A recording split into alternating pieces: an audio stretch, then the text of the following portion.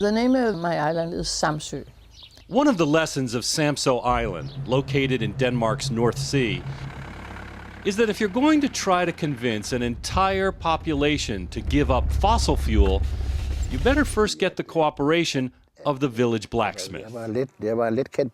I was a somewhat known person on the island, being engaged in politics and such things.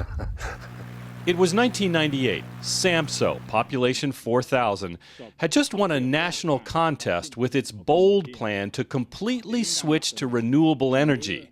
Now, all the mayor had to do was do it. I remember a story about him being interviewed, and the journalist will ask him, how are you going to achieve these pretty extensive goals? And the silence was a little too long maybe before he answered. Many, like this electrician, worried about cost. I wasn't very convinced. I was pretty skeptic about how it would be realizable in 10 years. Others, like this farmer, had already tried renewable energy. It isn't working. But civic leaders hit the road, and with the blacksmith's help, convinced 450 residents to invest in wind power. The rainwater. Birgit Bjornvig was one of those leaders. And the farmers understood that they could make money with the conditions that there were for producing wind power. And that's not a bad thing for a farmer either. So they formed a cooperative and put up 2 windmills. The wind was strong, and the government's rates on power were good. Private investors put up 4 more mills. The municipality put up another 5. These first 11 mills not only produced more electricity than the entire island consumed, they paid themselves off in just a few years. And with those new profits, the islanders agreed to reinvest in more renewable energy. Well, it's a district heating plant. It's based on straw. This straw comes from the farmers on the island. The straw is chopped up here and sent into the other room.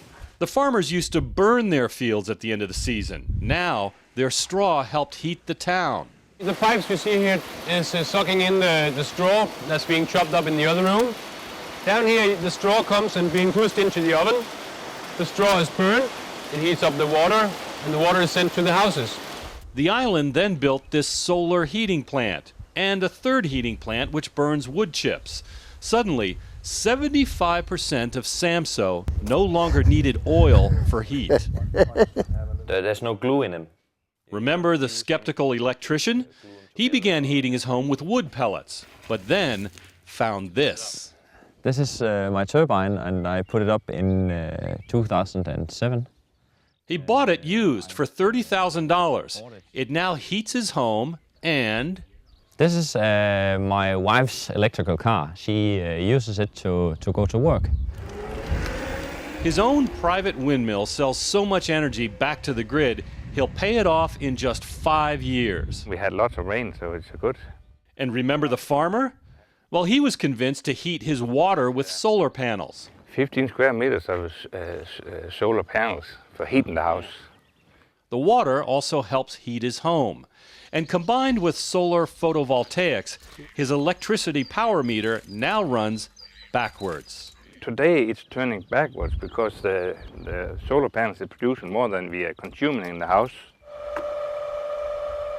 He also presses his own oil from rapeseed, the yellow flowering plant widely used in Denmark as a biofuel. You ever taste it? Sure. How is it? Good. Not very hygienic, but it's tasting good. There we go. He runs his Volkswagen on rapeseed oil. Looks like a regular old engine. Yeah, sure. It is. He even runs his tractor on it. Do you have to be a rich man to do all this? No. The people of Samso then launched their most ambitious project ever, 10 offshore windmills. Combined with everything else they were doing, these offshore mills produced so much power that Samso was now completely carbon neutral, meaning they produce more renewable carbon-free power than they consume. We would much rather like to buy our energy from our neighbor, the farmer or another investor on the island than we would pay to the Middle East or an oil company. We just like the money to stay on the island. They've now built their own Energy Institute, where experts from around the world come to study how the people of Samso achieved, in less than 10 years, what most of the world thinks can't be done. For World Focus, John Larson, Samso Island, Denmark.